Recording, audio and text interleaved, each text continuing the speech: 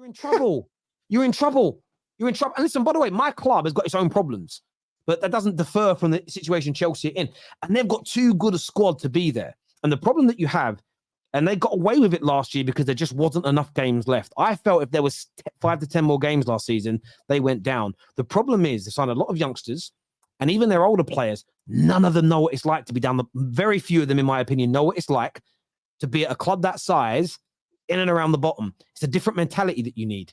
And but why, when I said that, I was jealous of the Lavia Caicedo thing? Because I just said what you just are said. Jealous of that deal. You are still jealous. No, I said they need to sign experienced players. I remember when we first spoke about Chelsea. As soon as the referee blows his whistle for the last minute, I said Chelsea need to worry more about selling than they need to do buying. Did I not tell you that? And I said if they want to buy, they need to buy 3-4 players. That's it. But once again, they overdid it this summer. I don't think they have learned fuck all from what happened in January and the summer before. They're trying, you know what it is with Todd Bowley? He really thinks this is like the NBA or the NFL. And I'm not saying that because he's American, but he probably thinks that because that's what he's used to. Because in those sports, you get the best players and you just suddenly win. Like, it's just how it goes. Like, the Miami Heat were nobodies. They get LeBron James, they win the title. That's not how life works. Football is different. You don't just get a bunch of youngsters with incredible potential and tell me you're going to win now. Because where's the experience in all this? And I kept saying all summer long, and people kept calling me, oh, you're jealous. I'm not jealous. I'm not jealous. Fuck Chelsea. And by the way, you know who's jealous? Let me tell you who's truly jealous right now. And if you're honest, Terry, you'd admit it. Caicedo's jealous. Lavia's jealous because they're both thinking, if I made that fucking move to Liverpool, I'd be in so much happier right now. Because they're looking at Liverpool, they're like 3-1 Liverpool, 3-0 Liverpool, 3-1 Liverpool, 2-1 against Newcastle. They're seeing such a fantastic start to the season. We're in Europe, of course, not the Champions League, but we are in Europe. They're probably thinking, why the fuck have I just went to Chelsea? So that's who's truly jealous. But from a Chelsea perspective, I didn't tell them to buy all these young players. This is the one thing that I refuse to baby Chelsea for. I did not ask Chelsea, go buy 15 youngsters. Didn't they spend that much money? Why didn't you buy 3-4 experienced players? Why didn't you buy 3-4 players who are used to that? Why didn't you buy 3-4 players who are used to wearing a shirt this size? And if you keep telling me they're looking at the long term, you know, there are two words that Chelsea fans learned this last 12 months. Amortization and long term. They learned those 2 words last 12 months. They have never used them before. With the long term thing, all the Chelsea fans, ask yourselves right now, are you willing to be patient? If you want to say long term, me and Terry will both agree with you. No problem. Long term, it's going to work. Are you willing to give it the long term to begin with? Are you willing to sit there? And I'm being completely realistic. Fuck the bias. Chelsea will probably start winning things if they wait 3 years from now. I think even Terry would say that's fair. I'm not even going over the top. I'm not saying 4 or 5. I'm saying 3. 3 years from now is when you start winning. Are Chelsea fans willing to sit there for 3 years and not win a single thing? The answer is no. And because the answer is no, and the answer is they are impatient, and they're the most impatient fan base in the whole league, then this is only going to go downhill. And Pochettino is going to end up being sacked. And here we go again. Mate, it's certainly going to be interesting indeed to see how that kind of transpires. I still think Chelsea can click into gear. They just need some wins. The problem you have in life is one of the examples in football I always look back on was Stuart Downing to Liverpool. I know you laugh. Go back and watch his first game. He was sensational. And he nearly scored one of the best debut goals I've ever seen. He dribbled past 2 or 3 players, took this wicked shot from about 30 yards down, hit the crossbar. And he maintained that for 2 or 3 games. He just couldn't score or get the assist. And then you saw the pressure really build up and he crumbled. Joe Cole to Liverpool was very much the same. Came in with a lot of hype. And it was like he tried. And maybe he over-tried slightly. Then he started to over-try. And there is such thing as over-trying and overcompensating. And it went wrong for him. And those two kind of stand out to me because you always... He got sent off first game against Arsenal. He did. He tried too. Missed a penalty as well, I believe. He tried too hard, if that makes sense. And I've seen it at Man United with certain players. Diego Forlan, I actually look back at now. I think he tried too hard. Varane tried too hard. Overcompensated, overextended. Tried things that didn't need to be attempted. Should have kept it simple at the right times. And that can happen to a team. If you don't start winning, you start trying too many things, you take too many risks, you get impatient. And the best teams have great patience.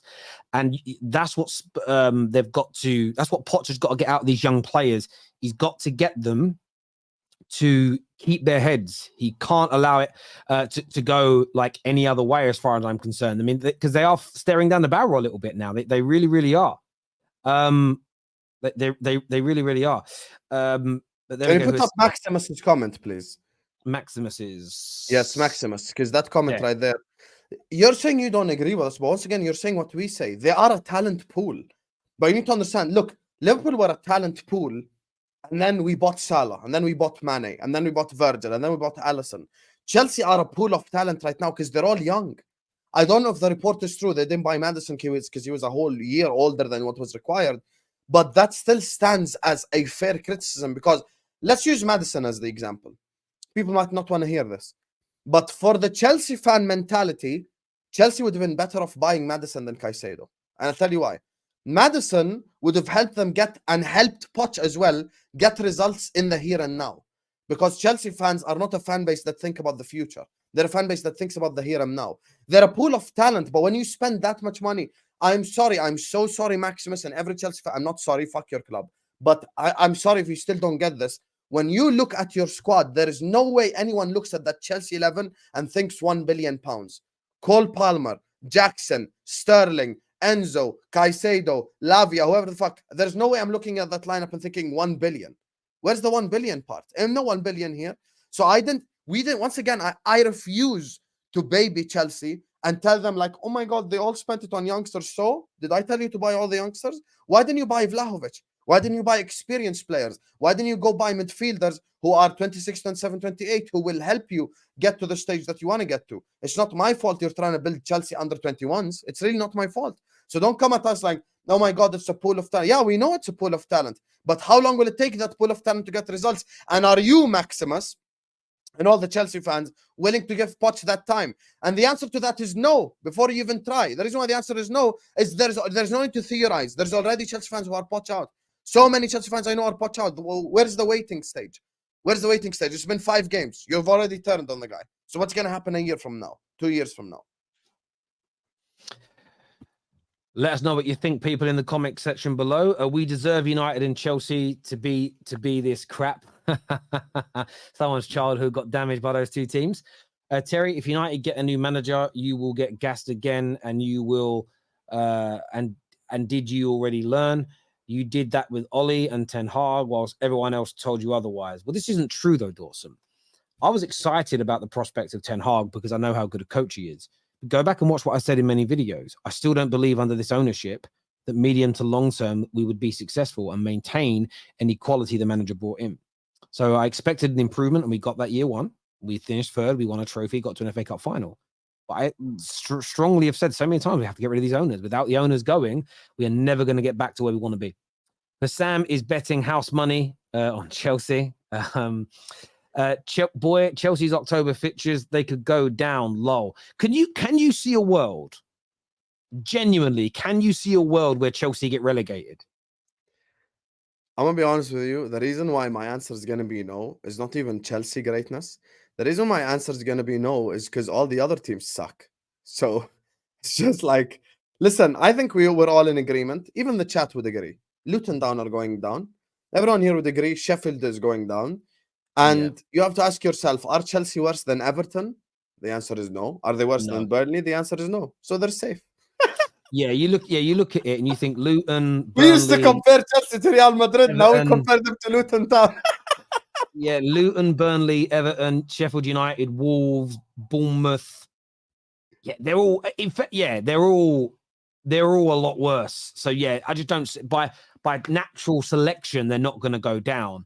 But when you actually think they're the only teams that are below Chelsea and Man United right now, fucking hell, that's horrendous. Like for us, like again for both teams, though, a win this weekend, a win for Man United could put us up as high as 7th. A win for Chelsea, I mean that's what's the league's mad at this stage. If Chelsea win, they'd go 1 point behind Aston Villa, who are being looked at great in 7th as an example. But look, it's an interesting one this weekend. Obviously, at the top, one of Arsenal and Spurs are going to drop points, which is going to be. But that's the thing with the United fans, stand relaxed. If, for instance, if Spurs were to beat Arsenal and then Man United would win, we're only 4 points off them, and everyone's like, "Oh my God, there's such a big gap." This stage of the season, lots can change, but they're not getting relegated. Why are you crying about this? Ten Hag isn't it?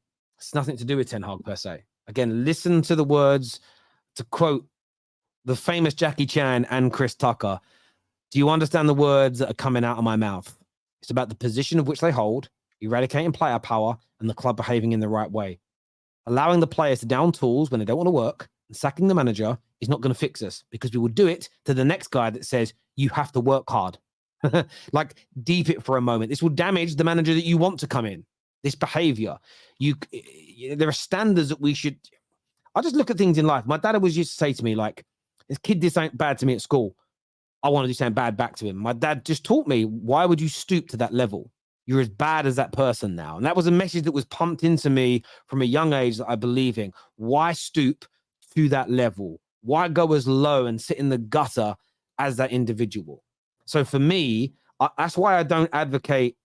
I'm like this in society. If I see someone that I don't like, say there's a political commentator or a famous person that has opinions I hate, I wouldn't want them to go to prison illegally or to have their livelihood taken away when they've done nothing wrong. Does that make sense? If they do something wrong, I want them to go to prison. But I don't want people to be falsely accused of things. I look at that as bad practice. That scares me. That makes me think, Jesus, if that can happen to them, it can happen to anybody.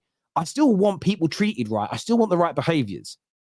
If I don't like a player or I don't think he's good enough, I still don't want him mistreated and abused. I still want him treated correctly. I still want the standards and that element I said earlier. Not everyone's going to be treated equally, but everybody can be treated with respect.